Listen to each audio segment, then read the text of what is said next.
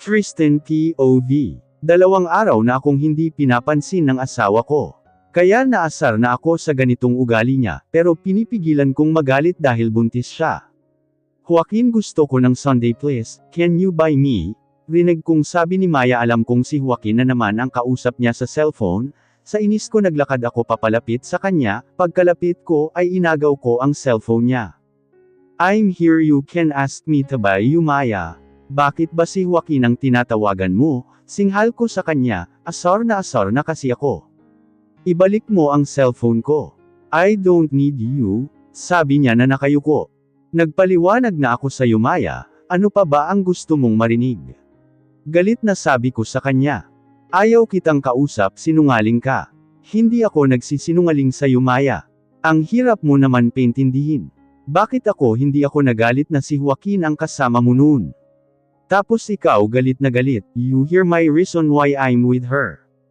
I said I don't need you, Tristan, sigaw niya at umangat ang tingin niya sakin, ngayon umiiyak na siya at galit na nakatingin sakin. You don't need me.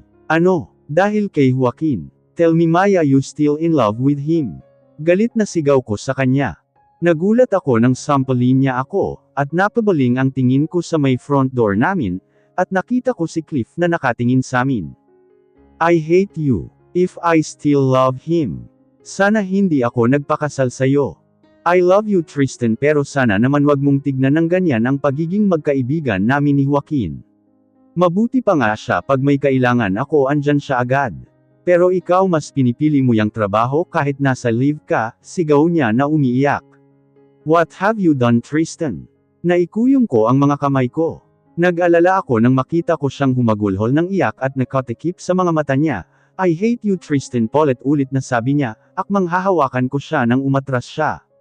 Baby, I'm sorry, naiiyak na din ako. Pilit akong lumalapit sa kanya nang lumapit na si Cliff. Kuya, gusto kong umuwi sa bahay, ayaw ko muna dito, iyak at sumbong niya kay Cliff. Tumingin sakin si Cliff na yakap si Maya. Iuuwi ko muna siya kay Daddy, hindi ko alam kung anong problema nyo, pero sana wag ganito, Tris. Buntis ang asawa mo, haban mo ang pasensya mo, sabi niya at inalalayan ng maglakad si Maya. Napayuko ako. Kasalanan mo to, Tris, bakit hindi mo mapigilan ang galit mo? Napasunod ako ng tingin sa kanila. Gusto kong saktan ang sarili ko, dahil pinaiyak ko na naman ang asawa ko. Gusto kong puntahan ang asawa ko sa kanila, pero dahil sa sinabi ni Cliff hahayaan ko munang magpahinga si Maya. Intindihin mo na lang muna ang asawa mo, pre, alam mo naman pagbuntis, di ba? Sabi ni Migs at tinungga ang bote ng alak niya. Magkasama kami ngayon sa bar, tinawagan ko siya para may kasama akong uminom. Nando na ako, Migs, pero sana naman intindihin niya din ang trabaho ko, sabay tunggan ng bote ko. Sabi mo nga nasa live ka. Sana pinanindigan mo yun, Maya have a rights to be stubborn, pre, nangako ka sabi ni Migs. Hindi ako mapakali pag wala ang asawa ko sa tabi ko, Migs, hindi ko kaya, nakayuko ako. Hayaan mo muna siya, pre. Uuwi din naman yun, hindi na ako umimik at uminom na lang. Maya-maya inaya na akong umuwi ni Migs, pero ayaw ko, gusto ko pang uminom. Malalim na ang gabi, Tris, pero na ihahatid naman kita, yaya niya sakin. Ayaw ko, Migs, gusto kong puntahan ang asawa ko, pamimilit ko. Ipagpabukas mo na lang, Tris, lasing ka na. Hindi, pupuntahan ko ang asawa ko, giit ko at tumayo na, lasing nga ako pero nasa tamang pag-iisip pa ako, medyo nahihilo ako pero kaya ko pang mag-drive, narinig kong tinatawag pa ako ni Migs, pero diretso lang ako palabas ng bar, at tinungo ang kotse ko. Maya POV. Anak, ano bang problema nyo ni Tristan? Tanong sakin ni Daddy, nasa sala kami ngayon, iyak pa din ako ng iyak. He's lying to me, Daddy, iyak ko. Bakit hindi kayo mag-usap? Pakinggan mo muna ng maigi ang paliwanag niya. No, Dad. Simpleng pangako niya, hindi niya natutupad sakin. Hi anak, kilala ko ang asawa mo. Hanggat wala ka sa bahay nyo, hindi mapakali yun, niyakap ako ni Daddy. Ayaw ko po munang umuwi, dito po muna ako. Sige anak, pero bukas mag-usap kayo, sabi niya pero hindi ako umimik. Sir Chris, si Sir Tristan po nasa labas nagwawala, sabay kaming napalingon kay Mina sa may pinto. Napatayo kami ni Daddy. Baby please mag-usap tayo, rinig kong sigaw ni Tristan sa labas, tumingin ako kay Daddy at tumango. Okay, bumaling siya kay Mina, samahan mo si Maya sa kwarto niya, ako nakakausap kay Tristan. Tumango naman si Mina at inalalayan na akong umakyat sa taas. Ma'am lasing na lasing po si Sir Tristan, biglang sabi ni Mina nang makapasok kami sa kwarto ko. Bahala siya sa buhay niya, galit ako sa kanya Mina he's lying, napasay lang siya habang nakatingin sakin. You can leave me here Mina. Ayos na ako dito, sabi ko. Pero ma'am pinapasamahan kayo dito ng daddy nyo. I'm okay Mina. Iwan mo muna ako dito, sabi ko at inayos ang kama ko. Sige po, sabi niya at lumabas na ng kwarto ko. Naupo ako sa kama. Gusto ko siyang makasama ngayon, pero galit pa din ako sa kanya. Tristan POV. Maya baby mag-usap tayo. Umuwi na tayo, sigaw ko. Ba't ba ayaw niyo akong papasukin? Nasa loob ang asawa ko, inis na sigaw ko sa guard at kay Manang. Kasi sir sabi ni Sir Renz wag daw kayong papasukin, sabi ni Manang, napatingin ako sa pinto, at nakita ko si Daddy na lumabas. Tristan, bumaling siya sa guard at kay Manang. Iwan nyo na kami, sabi niya na agad namang umalis ang dalawa. Dad ang asawa ko po. Sasanduan ko po sana siya, agad na sabi ko kay Daddy. Iho nagpapahinga na si Maya, pwede bang ipagpabukas mo muna, sabi ni Dad. No Dad iuwi ko ang asawa ko, pamimilit ko. Lasing ka Tristan. Hindi ko naman hahayaang dalhin mo ang anak ko ng lasing ka. Ipagpabukas mo na lang to Tristan, si Dad. Natahimik ako at tumingin kay Dad. Can I stay here Dad? Hindi ako magpapakita sa kanya. Nakatingin lang sakin si Daddy at parang nag-iisip. Sige, pero doon ka sa guest room, napatango ako. Sige na pumasok ka na, sabi niya at naunang maglakad papasok. Parang nawala yung antok ko, at hindi ako makatulog, gusto kong makita ang asawa ko. Kaya napabangon ako at naupo sa kama. Hindi naman siguro masama kung pupuntahan ko ang asawa ko. She's my wife no. Kaya bumangon ako at lumabas ng guest room, at tinungo ang kwarto ng asawa ko. Pagkapasok ko nakita ko ang asawa ko na mahimbing yung tulog niya. Napangiti akong lumapit sa kanya, at naupo sa gilid ng kama niya at tinitigan siya. Hindi mo naman kailangang magalit. Alam kong nagseselos ka, pero wala naman talagang ikaselos sakin, ikaw lang ang babae dito. Sabay turo ko sa dibdib ko, hinawakan ko ang kamay niya at hinalikan. Bibigyan kita ng oras Maya, pero sana hindi matagal dahil hindi ko kaya, sabi ko pa din kahit tulog ang kausap ko, yumuko ako para halikan siya sa noo.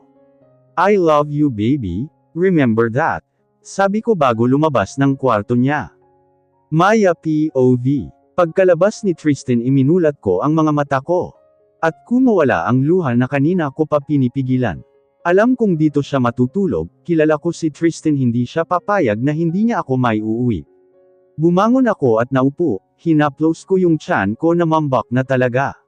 Natakot nga ako kung bakit malaki yung tiyan ko, dahil mag-aapat na buwan pa lang siya, tapos malaki na parang 6 months na.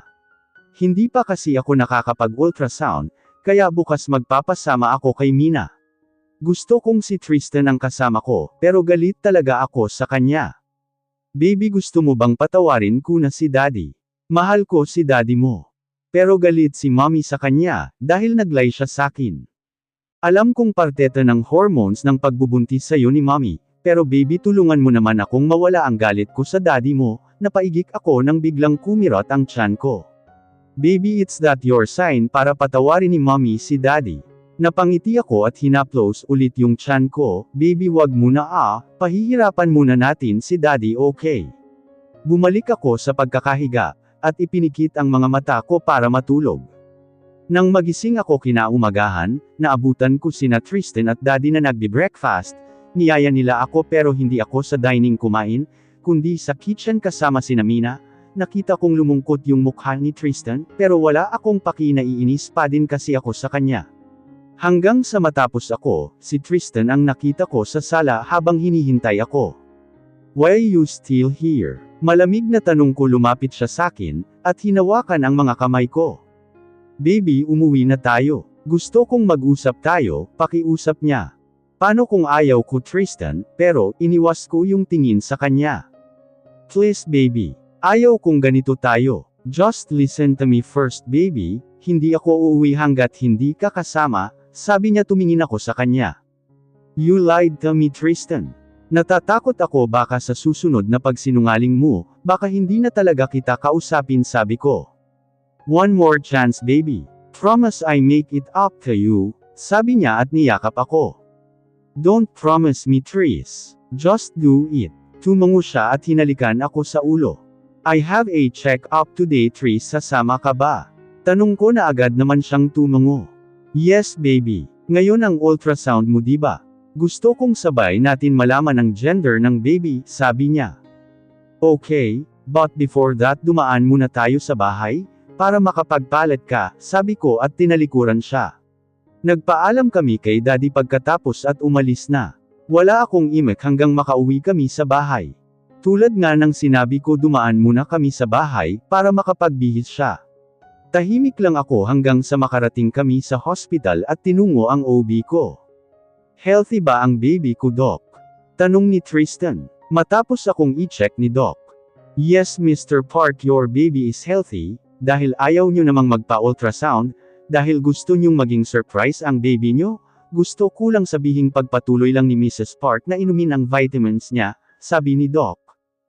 Thank you Doc, sabi ko, tumingin naman si Tristan sakin.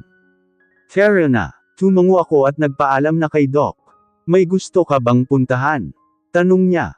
Wala na, gusto kong umuwi, sabi ko na lang. Narinig kong napasay lang siya na nakasunod sakin. Isang linggo na at malamig pa din ang pakikitungo ko kay Tristan, pero alam kong nagtitiis lang siya sa ugali ko, para hindi ako magalit sa kanya. Gabi na at katatapos lang namin mag-dinner, siya yung gumagawa ng gawaing bahay, inaamin ko gusto ko na talaga siyang pansinin, pero itong hormones ko. Umakyat ako sa taas para makapagpalit ng pagtulog. Matapos kong magbihis na upo na muna ako sa kama at nagbasa ng libro ko. Habang nagbabasa ako napatingin ako sa pinto, at nakita kong pumasok si Tristan. Oh gising ka pa, you need to sleep early baby, sabi niya at lumapit sakin. Naupo siya sa tabi ko at niyakap ako sa bewang. Tristan sita ko sa kanya, pero niyakap niya pa din ako. I missed you baby, bulong niya at sumiksik sa leeg ko. Naramdaman kong hinalik-halikan niya ang leeg ko. Tris ano ba, pero inihiga lang niya ako ng may pag-iingat at bahagyang dumagan sakin. Please baby, miss lang talaga kita, sabi niya hinalik-halikan niya ako sa mukha, bago ako halikan sa labi. Napapikit ako at napahawak sa balikat niya, maya-maya naramdaman kong lumalalim ang paghalik niya sakin, kaya bahagya ko siyang tinulak. Tumingin siya sakin na salubong ang kilay niya. Why? Yung tiyan ko baka may pit, umiwas ako ng tingin nang ngumisi siya. Don't worry baby, akong bahala, sabi niya bago ulit ako halikan sa labi. Napapikit na lang ako at tumugon sa halik niya. Joaquin T.O.V. O so bati na kayo ni love ko. Napadaing ako ng batukan ako ni Tristan. Ano ba bakit ba nambabatok, himutok ko. Sinasabi ko sa'yo wag mong tatawaging love ang asawa ko, himutok niya, natawa ako at inayos ang buhok ko. Nasa garden kami ng bahay nila, pumunta lang naman ako dito dahil tumawag ang baliw na ta. E bakit ba pinapunta mo ako dito? Tanong ko sa kanya. Nami-miss ka daw ni Maya, labas sa ilong na sabi niya. O pinaglilihian talaga ako ng asawa mo, baka maging kamukha ko ang anak niyo sabi ko, na ikinabusangot niya. Tumahimik ka dyan kung wala dito ang asawa ko, kanina ka pa sakin, nginisihan ko lang siya maya-maya lumabas na si Maya na may dalang tray, agad namang inalalayan ni Tristan ang asawa niya, kaya napaiwas ako ng tingin. Joaquin magmerienda ka muna, yaya niya bago naupo sa katabing upuan ni Tristan, ngumiti ako sa kanya. Nami-miss mo pala ako bakit hindi mo ako tinawagan? Malambing na tanong ko kay Maya, nilingon ko si Tristan na masama ang tingin sakin. Si Tristan kasi tinago yung cellphone ko, sumbong ni Maya. Kahit kailan talaga baliw kang asawa mo. Aray naman Tris, napahawak ako sa ulo ko. Tristan, si Maya, kasi yan love ng love sa harap ko pa, at wag niya akong tawaging baliw himutok niya. Totoo naman Tumahimik ka dyan, sinasabi ko sa iyo Joaquin, na inambahan na naman ako ng batok pero pinigilan na ni Maya. Tristan, tama na yan. Kumain na kayo. Makita ko pa kayong nagbabangayan, hindi ko kayo papansinin, sinasabi ko sa inyo, banta niya bago tumayo. Sa loob muna ako, palm niya bago kami iwan. Napasunod ako ng tingin sa kanya, bago bumaling kay Tristan. Mabuti naman at hindi na siya galit sa'yo. Ang hirap paamuhin ng buntis, sabi niya bago kinain ang dala ni Maya. That's why Tris, be patient to her, sabi ko. I know Joaquin. Pwede bang humingi ng pabor? Tanong niya, tumungo naman ako. Ano yun? Can you manage my company after Maya gave birth? Babalik din ako. Gusto ko lang asikasuhin ang asawa ko, hanggang sa makapanganak siya, agad akong napatango sa kanya. Okay Tris, basta para kay Maya, sabi ko. Ngumiti lang siya. Thanks Joaquin, nakipagkamay siya sa akin. Nagpaalam na din ako sa kanila, buong araw akong nakatambay sa kanila, dahil ayaw akong pauwiin ni Maya, kaya asar na asar sakin si Tristan. Gabi na nang makauwi ako sa unit, nang maabutan ko si Tina sa labas ng unit ko. Tin, what are you doing here? Tanong ko, halata sa kanya yung gulat. Ano kasi Joaquin? You always here to my unit, may kailangan ka ba? Wala naman, gusto lang kasi kitang makita, na kayo kong, sabi niya. Makita? Tumungo siya. I like you Joaquin. No, I mean I love you, sabi niya. Nagulat akong nakatingin sa kanya.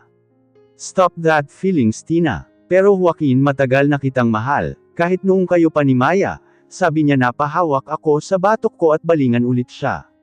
So, anong gagawin mo? Sabi ko. Nang malaman kong hindi kayo nagkatuluyan ni Maya, sobrang saya ko Joaquin, dahil may chance akong makalapit sa'yo, dahil sa sinabi niya nenas ako. Stop that feelings Tina, please stop, sigaw ko sa kanya. At dinaanan lang bago pumasok sa unit ko, padabog kong senarya ang pinto. Sabi ko na nga ba, she always here dahil may motibo siya, pasalampak akong nahiga sa kama at pumikit. It's tiring day for me, maghapon kong kasama si Maya as friend. Tina POV. Stop that feelings Tina, please stop. Paulit-ulit na samasagi sa isip ko ang sinabi ni Joaquin sakin kanina. Naikuyong ko ang mga kamay ko, naisip ko si Maya, hindi ako magawang mahalin ni Joaquin dahil nandyan siya. Joaquin still in love with Maya, at yon ang ikinaiinis ko. Napatingin ako sa pinto ng unit ko nang may pumasok. Anong ginagawa mo dito kuya? Tanong ko agad nang makita ko si Kuya Dark. Well little sis, I saw you talking to Joaquin. He rejected you ha? Mapang-asar na, sabi niya, sinamon ko siya ng tingin. Stop that kuya, naiinis na nga ako ng asar ka pa, sabi ko. Imbis na landiin mo si Joaquin. Unahin mo munang tulungan ako kung paano makukuha si Maya sa kanila. Pagkatapos niyang manganak little sis, sabi niya, nagsalubong ang kilay ko. Ano, ilalayo mo si Maya sa magiging anak niya? Tumungo siya. Yan ang plano ko little sis, kaya tulungan mo kung makuha siya. Nurse ka diba, mapapadali yung plano ko kung tutulungan mo ako. Besides, pag nawala siya sa kanila, may pag-asang mapalapit ka kay Joaquin, sabi niya. Napaisip ako. Okay, tutulungan kita. Ako nang bahala kung paano mo siya makukuha, sabi ko. Napangisi siya at lumapit sa akin. Good girl little sis, sabi niya at ginulo ang buhok ko at umalis. Napasunod ang tingin ko sa kanya, hanggang sa makalabas siya. Napasalampak akong napasandal sa sofa, at inisip ang sinabi ni Kuya Dark. Tina, what are you doing here? Tanong sakin ni Maya, nang pagbuksan niya ako ng pinto. Dinadalaw ka, pwedeng pumasok. Sabi ko, ngumiti siya, bago nilakihan ang pagkakabukas ng pinto. Sure, pasok ka, sabi niya. Pumasok ako at sinara niya ang pinto. Si Tristan, nasa grocery siya ngayon. Teka, gusto mo bang tikman yung binake kong cake? Nakangiti niyang sabi. Sige ba? Napatingin ako sa tiyan niya. Kamusta ang pagbubuntis mo? Tanong ko. Ngumiti naman siya at hinaplos ang tiyan niya. Healthy si baby teen. Tara na nga, papakainin kita, sabi niya sabay hila sakin papuntang kitchen nila. Ano, masarap ba teen? Gusto ko kasing ipatikim kay Tris mamaya yan sabi niya. Oo naman. Masarap Maya, sigurado akong magugustuhan ta ni Tristan, sabi ko sabay subo. Masarap naman talaga. Hindi ako duda kung bakit mahal ta ni kuya. Maganda, mabait si Maya. Kahit ako nagpapasalamat din at may naging kaibigan ako tulad niya noon. Talaga, thank you Tin, masayang sabi niya. Maya, gusto mo bang gumala? Dito lang sa loob ng village nyo. Sige, matagal pa naman siguro si Tris. Dito lang naman sa village sabi niya. Sige, text mo na lang si Tris, hindi naman tayo lalabas. Sabi ko na agad naman niyang ginawa. Ako naman kinuha ko ang cellphone ko at may tinext. Kuya Dark. You can see her kuya. Just please wag ka lang munang magpakita sa kanya. Sent. Tinago ko na yung cellphone ko, at ibinaling ang atensyon sa kinakain ko.